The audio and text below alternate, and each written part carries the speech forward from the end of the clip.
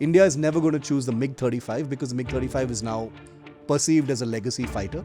It's not going to happen. So I feel that this, whether we're talking about the Sputnik tweets or the columns that have been written by some journalists, saying, is India considering the Su-57? I think this is all a kind of googly. This is Russia kind of, throwing this into the ring, saying, why are you even considering all these fourth generation fighters when we can offer you the latest fighter? So they're trying to sex things up now by kind of floating this balloon of the Su-57. And it's all unofficial. It's being done through Sputnik. Exactly. The Eurasian Times has some column by some Indian journalists. They've also written some extended columns, should India be looking at it? Aaj Tak had a column. Hello, by the way, we are nowhere to be left behind. Just before getting on this show, Aaj Tak had a report saying India kaun sa chunega, Su-57 or F-35. They had an article. Hello, Aaj Tak, the biggest media entity in the country, is talking about it. So that is the power of planting a seed like this and seeing where it goes. And they all look at India as paradise because India is a country that loves to buy it all. Like I said, our inventory is like a utopia for weapons suppliers because India buys everything. The Turkish have a fifth generation fighter coming. The Koreans have a fifth generation fighter coming. It is not okay for India not to have those technologies. And therefore, I think that there is no mess as far as any of these programs is concerned. It's just going to be a matter of realigning certain priorities. And there will have to be some hard decisions. There will have to be some sacrifices.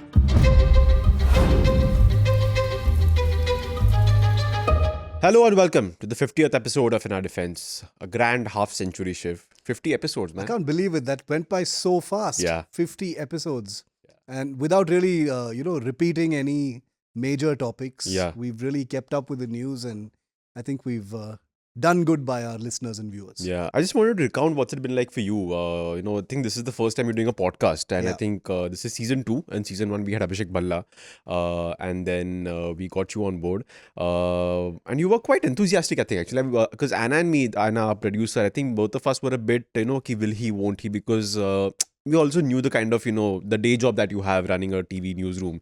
So to kind of, get that 1 hour out every week. But you were like, all for it. Like, yeah, 1 hour every week, I'll definitely do it. No, because, this fits right into, what I love to do. Obviously, I love to talk. And I do enough of that for a living in my day job, as you called it, which is right. But I think what we've both proven, Dave, is that this podcast fills a clear void that was out there. I mean, there's a whole lot of good quality content in terms of defense, but most of it is quite dodgy, quite dubious, not very accurate information. But I think In Our Defense has proven that you can have good, sober conversations. And what I love most is that the feedback that we always get is that we call a spade a spade. Yes. We take no orders from anyone. We are happy to drag the government through the coals whenever we feel like it and when the time is right. And I think that's really important, in a sensitive topic and domain like defense, to be able to, fearlessly call it out, especially at a time when not many people actually do that, I think is something that we should be very proud of. Yeah. And it reflects in the kind of comments that we get definitely. on a daily Definitely, basis.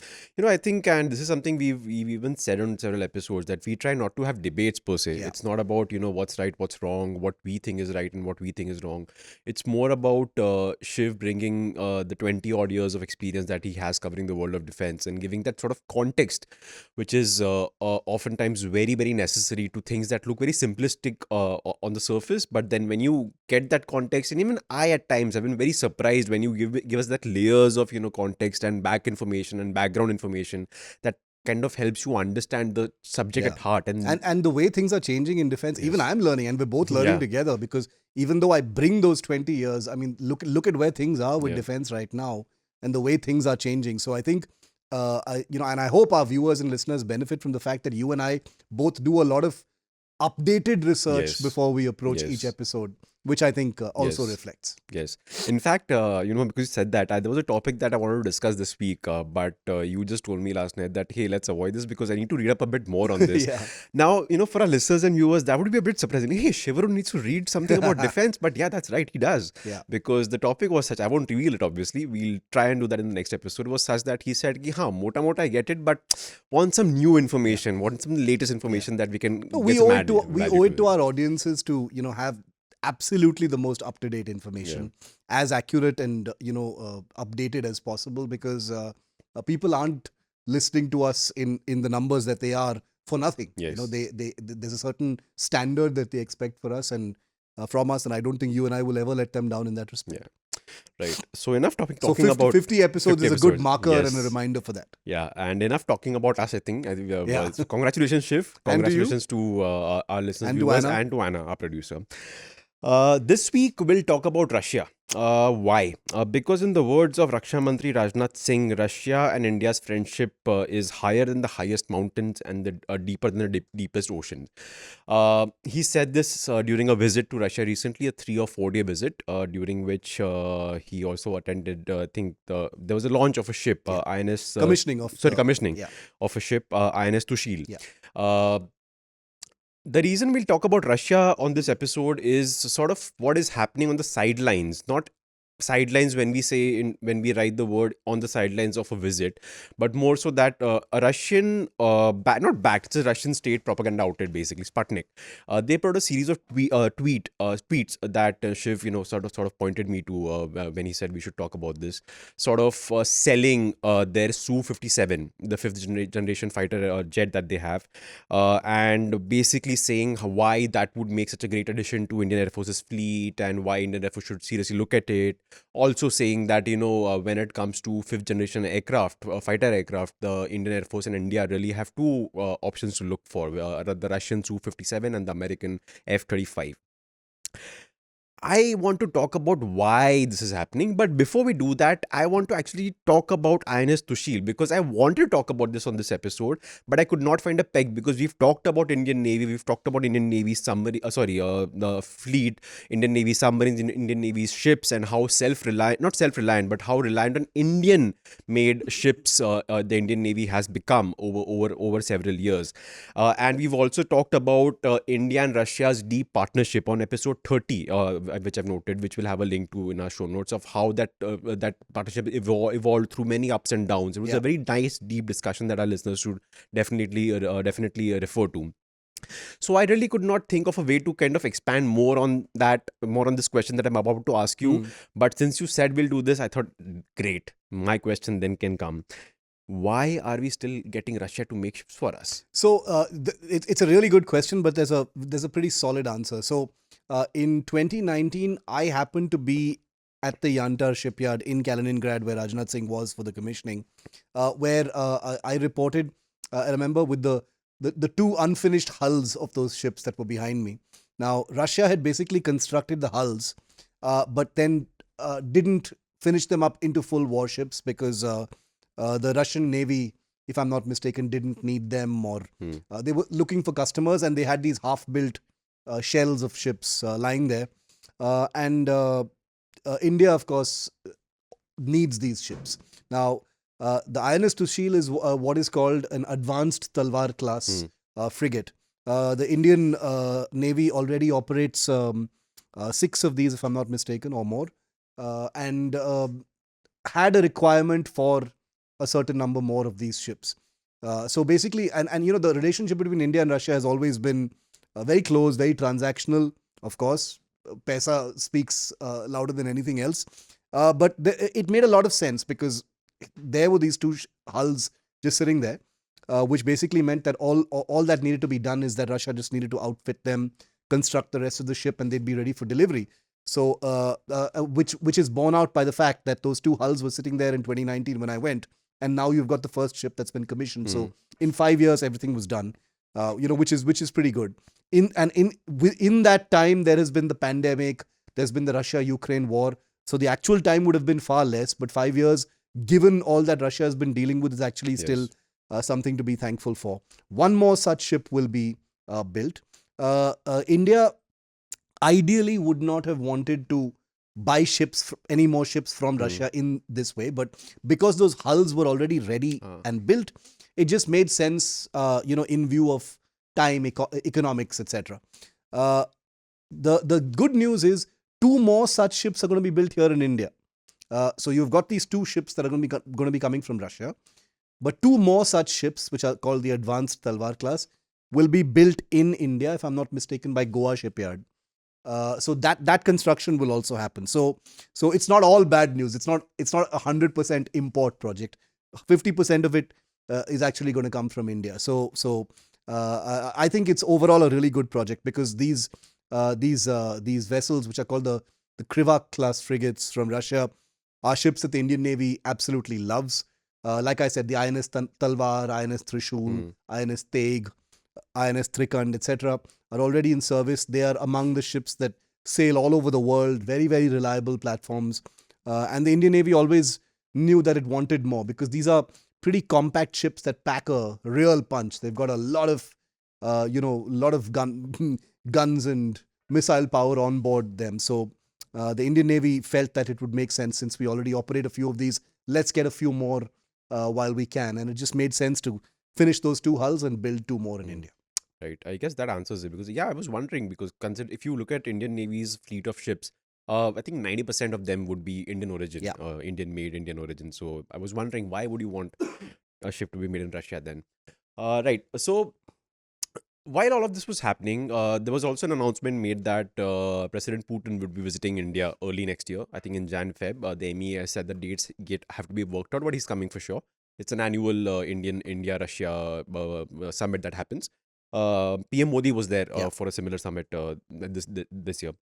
So while this was happening, so that announcement was made about Putin coming to India. Rajnath Singh was there. The ship is commissioned, and you have this tweet thread put out by Sputnik's India handle, basically selling the Russian Su-57. At one point, it even called out that India has been looking for a 5th generation fighter jet. We've discussed this previously on an episode where we talked about AMCA, the Advanced Medium Combat Aircraft. That is right now in a very prototypish development design sort of a phase. It's more of a concept than anything right now. That's basically India's sort of a moonshot attempt at developing its own 5th generation fighter jet. So that tweet thread said many things. One of which essentially was that when it comes to 5th generation fighter jets, India only has 2 options. That is the Su-57 and the F-35 from the US. The tweet thread also had some very interesting choice of keywords, which I thought were just perfect for the Indian audience. There was make in India, there was production in India, there was exports. It was as though this is like the complete package for you. If you remember a previous episode where we talked about a Boeing fighter jet, the F-22, if I'm not, or 21 if I'm not wrong, I forgot the name, where they have this fancy page for a fighter jet completely made perfectly for the Indian Air Force, even though the Indian Air Force had not even approached Boeing for okay, give us a fighter Martin, jet. Sorry, Lockheed Martin. Sorry, right. So anyway, this tweet comes and I tend to wonder why. It's as though you're getting a very sort of a live view into how the global arms negotiation and sales pitches work.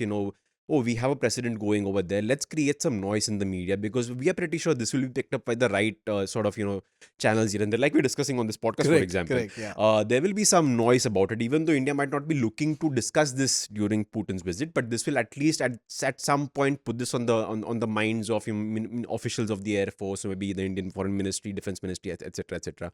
What do you make of what's happening with this tweet thread? It's a little perplexing. Yeah, Sputnik, which is all Russian media are basically state media, arms of the Russian government, and therefore and it isn't just Sputnik. There are other Russian outlets which have proposed this idea that the Sukhoi Su-57 5th generation fighter aircraft is something that India should consider for its air force.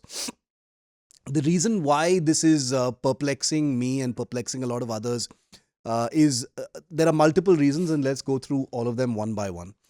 Number one, the Su-57 is basically Russia's latest operational fighter. It's a 5th generation fighter. There are about 30 odd that are currently in service, and there are many more that are on order by the Russian Air Force. not many may remember, many people I'm sure know, but not many people remember that the Indian government and HAL was actually part of this program many years ago. So HAL had a partnership with Sukhoi, Sukhoi's mother company actually called United Aircraft Corporation, UAC. Way back in 2007, they had actually formed a joint venture. India and Russia were partners in the aircraft that became the Su-57. And under the terms of that agreement, Russia would develop what became the Su-57 now. And a derivative of that would be built under a partnership between India and Russia, which India called, in a very anodyne way, the FGFA, fifth generation fighter aircraft. They didn't want to give it any sexy name or any masala, so it was just called FGFA. Somehow, during negotiations between the two countries over work share, over technology, over who would do what in the aircraft, over about a decade, things just kind of unraveled, and that entire partnership collapsed, and India pulled out. The thing is, India had already put in quite a bit of money into the project. This is something that not a lot of people know, but a considerable amount of money had been put in by India, and which is not uncommon, because there are a lot of projects that Russia has built using Indian money, because they've got the ideas, they've got the knowledge, they've got the expertise, they've got the aerospace scientists doing all this stuff, but they don't have the money to get these projects off the ground. So they've always had a willing sort of investor/customer in India. So whether it is ships, whether it is submarines, Su-30, greatest example, and the FGFA was the latest example. In Russia, it was called the PAKFA, which is basically a Russian acronym for the multiplicity of technologies that go into a fifth generation fighter aircraft. Anyway, to cut a long story short, India realized that this wasn't working out. The Russians were being obstinate in terms of certain work share issues, and so India pulled out. It was around the same time that the AMCA had kind of solidified in terms of what it was going to look like. There was a reasonable amount of confidence in India about being able to pull off something as complicated as an AMCA, and therefore both these things coincided. India decided we will go with the AMCA and we will not do the FGFA. Now let's flash forward all these years, Dev, and you suddenly have a situation where, like we discussed just a few episodes ago, the Indian Air Force is now looking for fighters, where it has this, it is intending to go in for another global contest, which will involve, a kind of beauty pageant of fighters, including the Rafale, the Typhoon, the F-15, Eagle 2, and other fighters. And theoretically, there are some Russian fighters also in this context, namely the MiG-35 and the Su-35. But Russia has, I think, realized in a very realistic sort of way, and I think they're absolutely right, that they've got absolutely no chance of winning any more aircraft deals with India, fighter aircraft deals with India in the current configuration. India is never going to choose the Su-35 because we already have the Su-30. So why would we choose a Russian aircraft? India is never going to choose the MiG-35 because the MiG-35 is now perceived as a legacy fighter. It's not going to happen. So I feel that this, whether we're talking about the Sputnik tweets or the columns that have been written by some journalists, saying, is India considering the Su-57? I think this is all a kind of googly. This is Russia kind of, throwing this into the ring, saying, why are you even considering all these fourth generation fighters when we can offer you the latest fighter? This in my view, and look, there will be those who say, oh, this is just a Sputnik tweet, doesn't need to be taken seriously. This is just Russian propaganda. This is just playing mind games with India.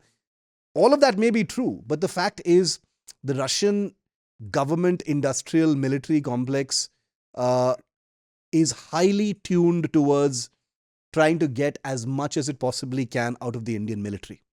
It is not happy with the fact that India has increasingly diversified its supply base and is getting aircraft from the United States, getting aircraft from other places, getting fighters from France, which it has done before, but not at this scale, is now considering American fighters.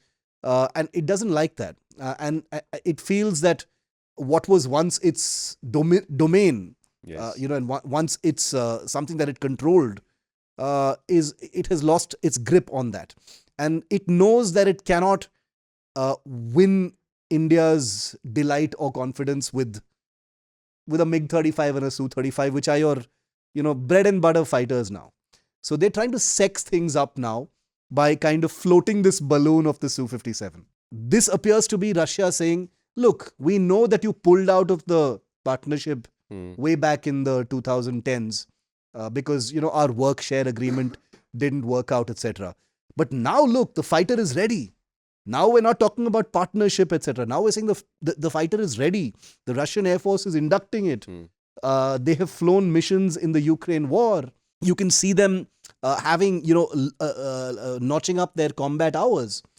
So therefore, the Russians are speaking with a sense of confidence now. Ki ye taiyar hai, ready hai, combat platform hai. Now you can consider taking it and building it in India. Because it's nothing like what we've built before. This is the next generation. So that's what I think the Russians are doing. It's a kind of Googly. I would call it a Googly. They are doing it through Sputnik and some prominent columnists comparing it with the F-35, saying there are no other operational fighters available to India except the F-35.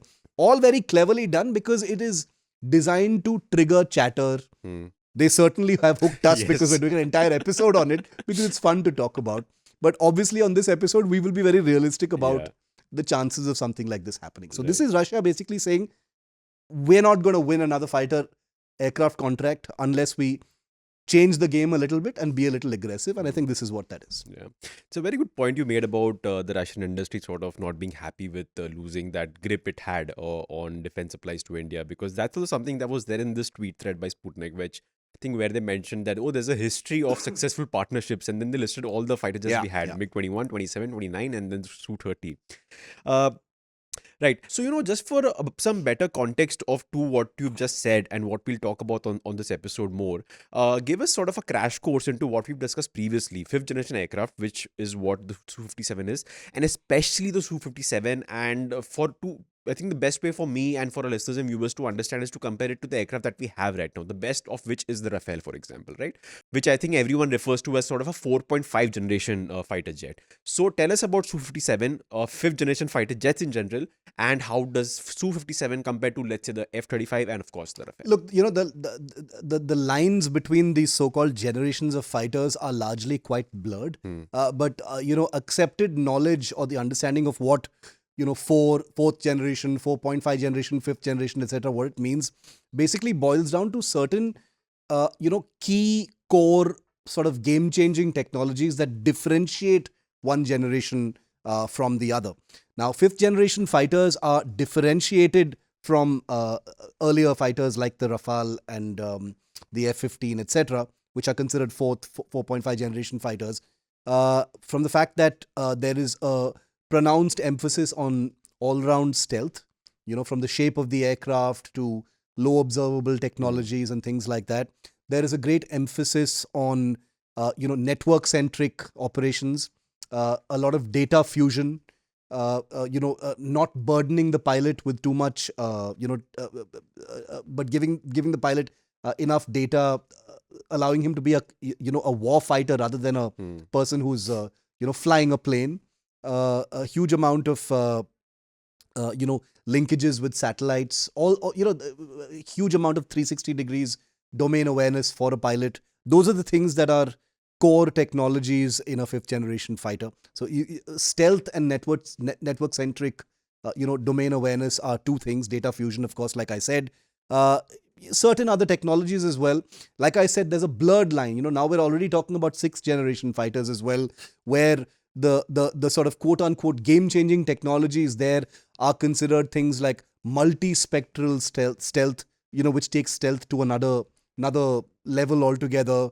Manned, unmanned teaming, loyal wingman drones, which are there in fifth generation fighters also. Things like being capable of launching hypersonic weapons, directed energy weapons, combat networking, etc. So there are incremental technologies that make something from a 5th generation to a 6th generation fighter. We don't need to concern ourselves too much with that, but suffice it to say that 5th generation fighter technology is not something that India has currently. Our entire Indian Air Force fleet right now is, if you look at the lower end, we've got MiG-21s, and there was some news recently in the media saying that because of delays in the Tejas, Yes. the MiG-21s are going to be extended again. It's going to be a world record in terms of how long we've used these aircraft, which is amazing. But the Indian Air Force fleet is basically a 4th generation fleet. There are some incremental technologies like the Rafale, which offer a slightly more advanced capability, but we do not have any 5th generation fighters in terms of some of the things that I've mentioned, stealth and all those other things. Now, the Sukhoi 57 is a stealth fighter. There's a huge amount of debate. There's always a lot of debate when it comes to 5th generation fighters. Are they really 5th generation? Is it really stealth? Okay, it looks like a stealth aircraft, but it doesn't have a very small radar cross section. Its engines are visible. There are all sorts of other issues. If you look at aviation articles and aviation discussion forums, it's fascinating to see how they dissect Chinese and Russian 5th generation fighters. Yeah. Because the Americans don't like anybody else building anything of even remotely decent quality when it comes to the domain of advanced fighters, which America justifiably believes it is its kingdom, right?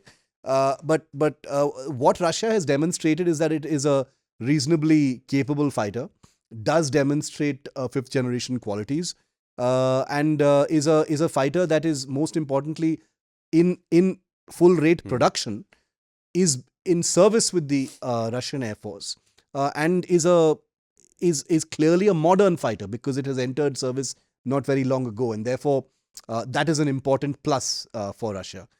The other important opportunity that Russia sees, and I think that's the reason why we're seeing these columns suddenly talk about the Su-57 under consideration by India, etc., is the AMCA. Yes. I think Russia sees an opportunity, to disrupt the MRFA contest for 114 4th generation fighters by India. They're saying, we are ready. You don't even need to look. Why they're basically saying, why choose a 4th generation fighter when you can build your 5th generation fighter and you can also develop your AMCA?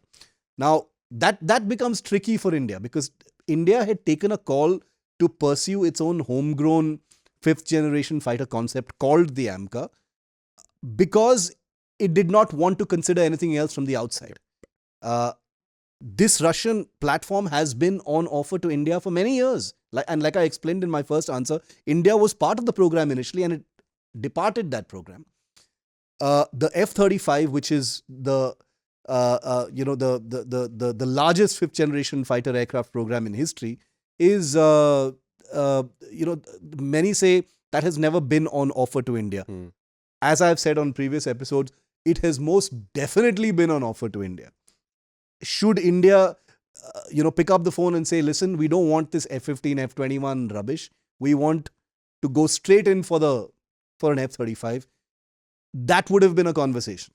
But India had taken a very considered decision that we are not going to join anybody else. A, we're not going to buy anything from the outside when it comes to this technology. B, we will not partner with anyone from the outside. There have been opportunities to partner with France. There have been opportunities to partner with the British on the Tempest 5th generation fighter. India has basically said no, saying that we might bring you guys in for some consultancy and help us with a few core technologies, but we want to do this ourselves, and that's what the AMCA is. So I honestly don't see that changing.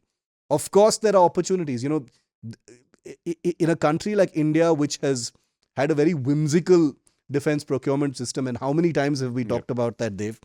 Any large country like Russia will always see an opportunity, saying, "Look, the AMCA, as per current delivery guidelines." I think there were a few reports recently quoting the DRDO chief as well to say that the the first AMCA prototype will roll out, or maybe have a first flight sometime in 2027, 28, and the inductions will happen around the middle of the next decade. So you basically have Russia looking at India and saying, अच्छा 11 साल का window है before delivery and production and stuff like that, which means that we've in this 10-year thing there's uncertainty and it's an opportunity for us. So let's float this idea. Let's fly some kites as far as Su-57 is concerned. And who knows, India may bite. Who knows? Things may change. Putin and Modi are really good friends. These things are never just about requirements and capabilities and missile kya fire karta hai and stuff. It's also about body language and the fact that India and Russia are close. Maybe India, given its proximity to the United States, will want to send out a gesture that Russia is an old and steady friend. So who knows? No harm in trying. I think that's what this is. Yeah. Sort of like the Su-30 story told us, I think, which was more of a geopolitical and political decision and then more of a defense requirement for the Indian Air Force is what you had told us. We'll have, we had the nugget, I think, cut out separately. We'll have a favor to Boris Yeltsin. Yes. Right. We'll talk more about the Indian Air Force's frustration of not having enough fighter jets right now, because of which I think a lot of what is happening, but after a quick break. Diabetes-specific nutrition, and that's something that I've never heard of before. It came as a completely new piece of information to me. I read up about it a few days ago only. Could you explain a bit more about what it is and why it's important for diabetes patients? The key to managing diabetes is to help the patient lose weight first. And we know that this can be achieved without medications and it can be achieved without surgery. How do we know that? We know that because trials have been done by using specifically what Googly talked about, diabetic-specific nutrition, as replacing regular diet for a few weeks and then going back and reintroducing natural foods, but keeping it hypercaloric. Let me explain this a little.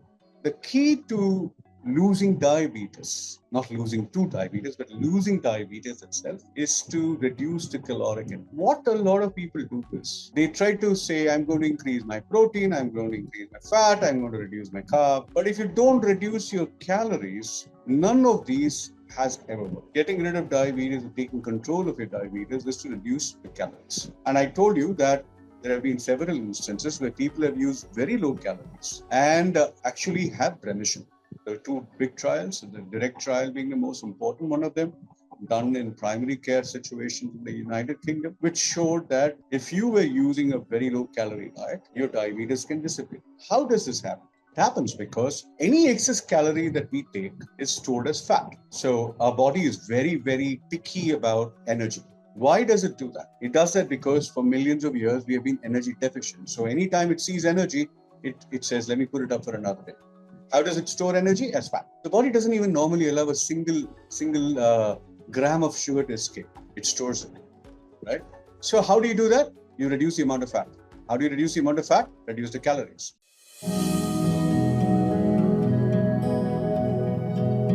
Welcome back. Shiv and I are discussing sort of a balloon, like Shiv said, that has been floated by Russian media, sort of pitching Russia's Su-57 for the Indian Air Force to India, sort of like, hey, come buy this aircraft. It's so great for you.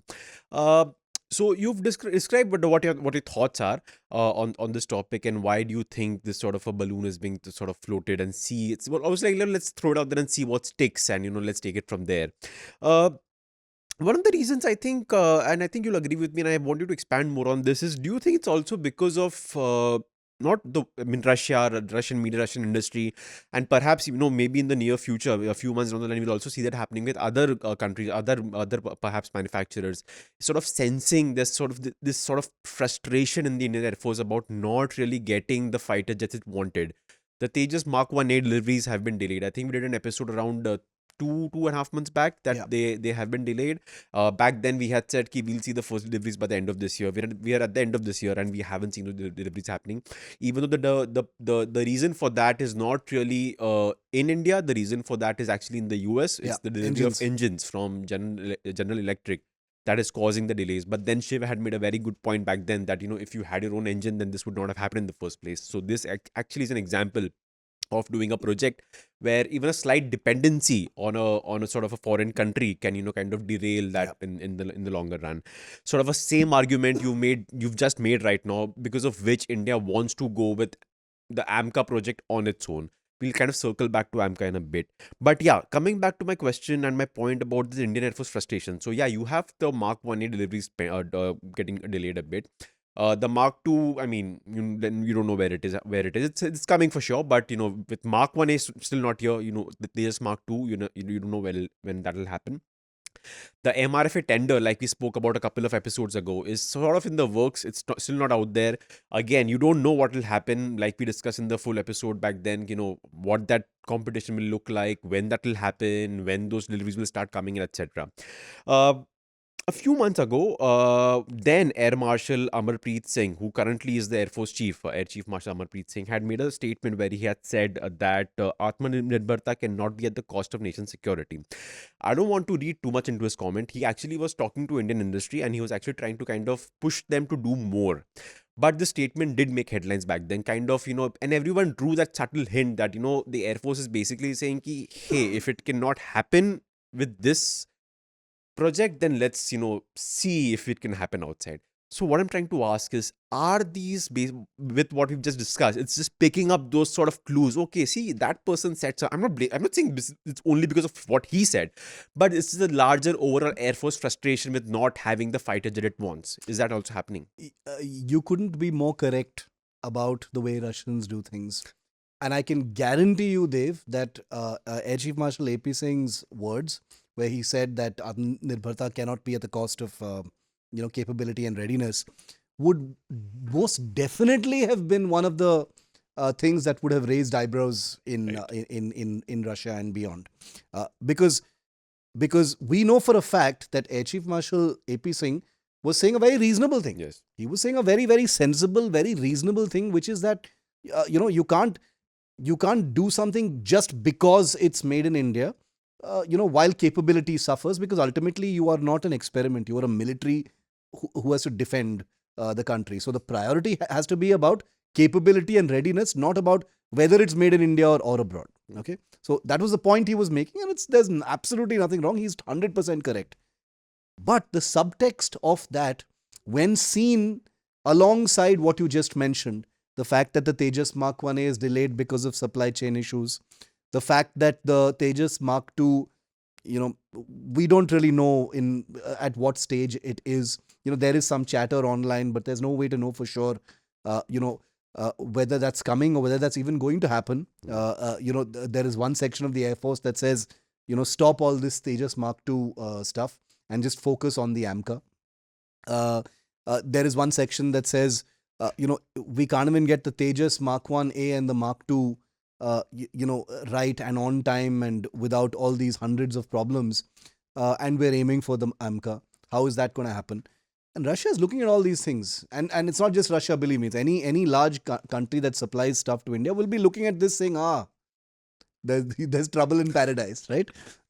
And they all look at India as paradise because India is the country that loves to buy it all. Like I said, our inventory is like a utopia for weapons suppliers because India buys everything. So the fact that you've got the absolute chief of the Air Force saying that Make in India is important to us, but capability is more important, at a time when our indigenous homegrown programs are facing some tensions and some turbulence, is an opportunity on a platter for Russia. So there is no doubt in my mind that this balloon or this kite being flown right now via Sputnik and TASS and the others by Russia is testing the waters. Let's see what the mood does. And boy, are they going to be listening to this episode, right? Maybe they'll get some official feedback as well from the system. Yeah. You never know. In the run-up to Putin coming in, who knows? Maybe we'll get a talking point when Putin comes to India in the next couple of months to meet Modi, that India is also thinking of the Su-57, because they also know that this is a government that is disruptive in terms of decision making. It's not going to depend on legacy ways of doing things to announce something. It may actually say, the AMCA will become a partnership project. I'm just saying that this is how the Russians think in terms of opportunity. They are opportunists, and I don't mean that in a bad way. Okay, so when they sniff this kind of disenchantment with the Air Force as far as HAL is concerned, or they think that the Air Force is pissed off with the DRDO because of delays, or that they're seeing these supply chain issues that are dogging the Tejas Mark 1A. They've seen the media report saying MiG-21 ko aur bhi extend karna hai because Tejas is not coming on time. They see chatter saying, "Arey Tejas hi nahi aa raha hai to," and you guys are talking about AMCA. What makes you think AMCA will come by 2027? You can't even get your Tejas in on time. How are you so sure AMCA will fly by 2027? Which means that is also going to slip. So all this kind of turbulence and tension which is there in the Indian aerospace procurement system is where this balloon is being floated as a kind of elixir, saying, yes, we understand things are really bad, but ye bhi dekh lo, ye bhi hai, available hai, ready hai, taiyar hai, bana sakte hain India mein, And it's all unofficial. It's being done through Sputnik. Exactly. The Eurasian Times has some column by some Indian journalists. They've also written some extended columns. Should India be looking at it? Aaj Tak had a column. Hello, by the way, we are nowhere to be left behind. Just before getting on this show, Aaj Tak had a report saying India kaun sa chunega? Su-57 or F-35. They had an article. Hello, Aaj Tak, the biggest media entity in the country, is talking about it. So that is the power of planting a seed like this and seeing where it goes. Right. And the Russians are past masters at that. Yeah. And of course, we are talking about it, yeah, right? and we're talking about it. But yeah, it doesn't get bigger than this. Exactly. But let's talk hard reality. So the way I see it, you've embarked on this path of Make in India. You've embarked on this path of self-reliance and Atmanirbharta. What we've just described, Tejas Mark 1A being delayed because of supply chain issues, Mark 2 being don't really know what's happening. This is the first goddamn time you're trying it, right? These are, in my view, teething issues that you were gonna face no matter what. Correct. Do you think this is what will eventually end up happening? This is just a time for India and perhaps the Indian Air Force to be a bit heat and just carry on with the projects it's invested in and given its faith in and just hope for the best? Or worryingly, is the situation for the Air Force so dire that things could change in the maybe next few years if things don't improve on the Make in India front? Look, let's first look at what all is on the Indian Air Force's plate right now. They've got a steady stream of Tejas fighters joining. Once the Mark 1A deliveries begin, then those issues will be sorted out. They're supply chain issues. They are serious. There is a delay, but it is reasonable to expect that once they start coming, there'll be no issue and they'll start arriving in large numbers. There's an additional order which is in the pipeline, like we've reported, of 93, I think, 97 more jets, which is to be cleared. So you've got a sort of visible fleet of more than 200 fighters that are going to be entering service with the Indian Air Force. So the Tejas, I wouldn't worry about too much. These are, like you said, they are production teething troubles, and they'll be sorted out. The Indian Air Force, however, also has the MRFA on hand. And they also floated that balloon recently, saying that we've done a full angry episode on that, which we'll put into our show notes, and where they want to revisit that and get the wheels moving on the MRFA, which seeks to buy and build 114 of a chosen foreign fighter, either the Rafale or the F-15 or the Typhoon or whatever, whichever one they choose. We don't know what direction that's going in. So the Indian Air Force is not tied down by Atmanirbharta at all. They are committed to building the Tejas. They've got skin in the game as far as the Tejas Mark 2 is concerned. They've got their fingers crossed as far as the AMCA is concerned. But the most visible acquisition apart from the Tejas, which is already entering service, is the MRFA, which is going to be a foreign fighter. So Atmanirbharta is a very complicated thing already in the Indian Air Force. The Air Force is most definitely not hostage to Make in India, because the MRFA is literally going to be a foreign fighter. Yes, granted that most of them theoretically are supposed to be built in India. So you could argue that it's ultimately a made in India project. But so is the Su-30 a made in India project. And we all know how that went, right? So I don't want to go down that frustrating path again. But I'm just saying that the Indian Air Force, I don't see very much changing, Dave, honestly, because even though we are sort of dissecting the turbulence issues as far as these separate programs are concerned, there is actually quite a healthy rhythm to all of them. Okay. It's not like there's a mess going on. The Tejas Mark 1A aircraft is ready. वो आएगा अभी. Like I said, it's like a plug. It's like, the drain is clogged. Once that drain is unclogged, the water is going to flow freely. And then there will not be any problems. The opportunity or the uncertainty or risk issues of the Tejas Mark II, where does that stand? Is that really going to become a full-fledged program, or is that going to, sort of die a premature death and the AMCA is going to be the main focus? Those are the issues. Now we do know that the AMCA is a full-fledged sanctioned government program, which means it's going to become a priority program.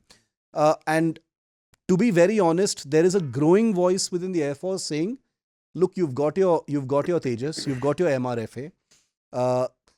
If you need to bolster numbers further on these two programs, just do it. Like we spoke about the MRFA, stop wasting time on it. You've already got the Rafale, buy some more.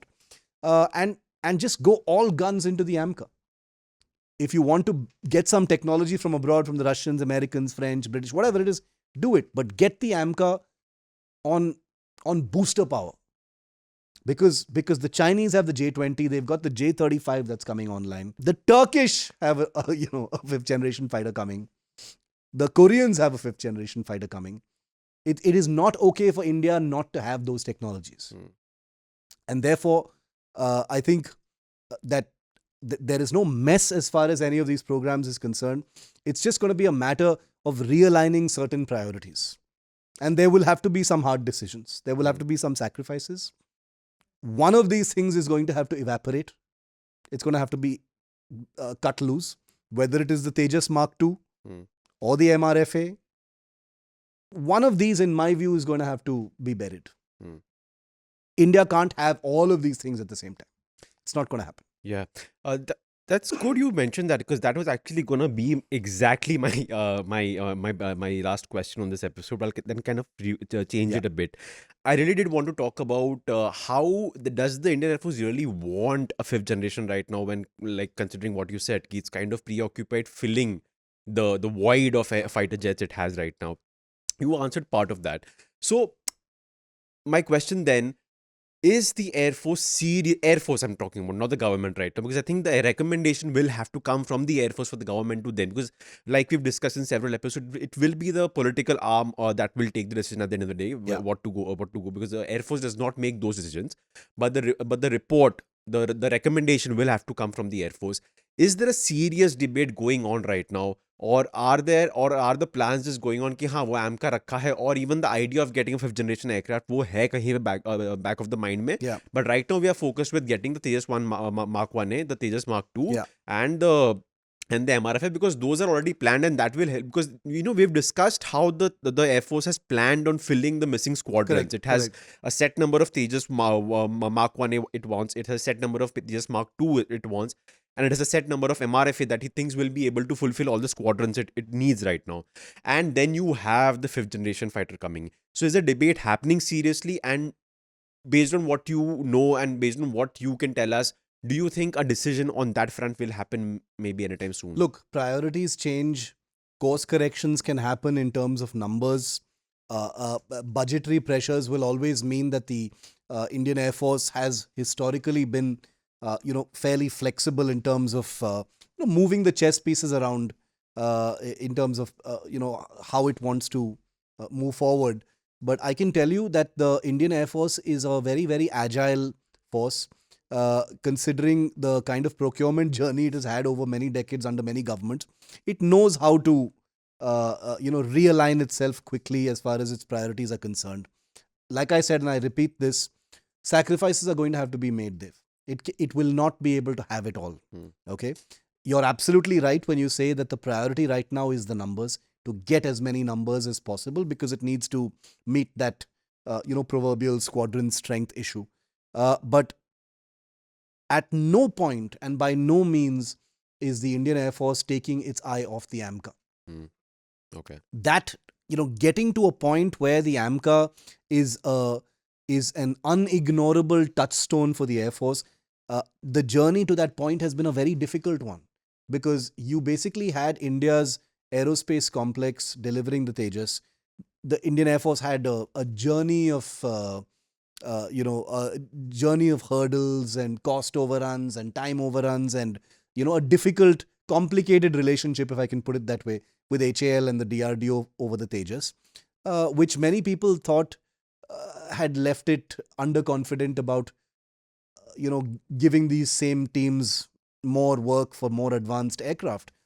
But the way geopolitics has worked, the way things have turned out in terms of India and the industrial complex delivering a Tejas, which is a world-class fighter, a really good fighter. Of course, there are problems in terms of productionization, etc. But the Tejas has turned out to be a mature fighter, comparable to the best in the world, and therefore that has given the Indian Air Force a huge amount of confidence that the AMCA is not some pipe dream. The AMCA is going to be, a reality. But like I said, and I want to stress this further because confidence in your suppliers is everything as far as the Air Force is concerned. And when the Air Force has had a difficult relationship with its, monopolistic suppliers like HAL and etc., getting to a point where they've been able to sort of trust HAL and the DRDO to, build a fifth generation fighter, which is going to define the future of air power capability, has been a difficult journey for the Air Force. But now they are there. Like I said, they've turned a corner. Things have turned a corner as far as faith, credibility from the Indian Air Force are concerned. And the Indian Air Force is a bloody tough customer. They don't take shit from anyone. And therefore, winning that faith has been a big thing. So I don't think that's going to be shaken easily now. You can have your Su-57s flying on balloons or the odd American, American elbow coming in saying, "Bhai, F-35 bhi hai." But I think the Indian Air Force is absolutely clear because it makes enormous capability, geopolitical, industrial sense to pursue something like this. And as we spoke in the last episode, in the episode on the AMCA, Dev, the Air Force has been extremely insistent. Its condition for the AMCA is that it has to be a public-private partnership. It cannot be just HAL and DRDO. You have to have your L&Ts or your Tatas or your big private sector companies need to be in on it because they want that kind of corporate professionalism in terms of timelines, in terms of technology. Profit-driven is going to make things more professional is what the Air Force believes. So they are insistent that it has to be a public-private partnership type of project, just like in certain other smaller cases that are happening, like in the like the WAP armored vehicle that the Tata and the DRDO have built, etc. And therefore, I don't think the Indian Air Force is going to sway from the AMCA path. It's not going to happen. I think that's a good point to end this episode on. I mean, it's just a balloon then, I guess, at the end of the day. But a fun chat anyway. Yeah. One last quick point to discuss, because I've always wanted to talk about this. I never knew in which episode to bring it up, but this is the perfect one. Since we're talking about Sukhois, just look at pictures of a Su-30 next to a Rafale or a Tejas on a runway. Google images of Su-57 versus the F-35. Why the hell are Sukhois so damn big? In defense of Sukhois were not always so big, but the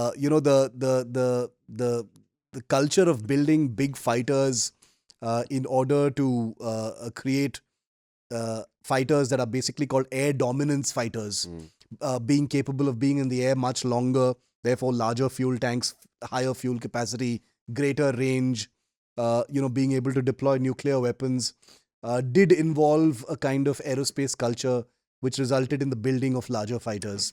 It's an eye-popping revelation when people look at pictures. And believe me, I've been to a lot of exercises, air exercises in the country where we've seen Sukhois parked next to other fighters. What I love the best is seeing the Sukhoi next to a Tejas. It's like Mama Bear and Baby Bear, and it's a comical sight. I mean, they're both amazing fighters in their own right, in their own categories. But the Su-30 is the size of a transport aircraft. It's a big, huge bus of a fighter.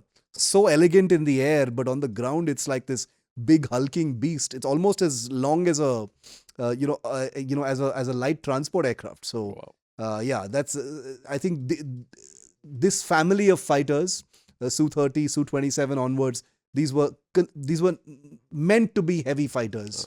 Capable of a large payload, carrying a lot of weapons, huge amount of fuel, considerably larger unrefueled range, etc. And that's what translated into their huge bulk and dimensions. Yeah, right. No wonder then it was a Su-30 that was chosen to sort of, test fire Abramos from the air. Yeah. It's the only fighter that can carry one. Yeah. Carry one, yeah. Right.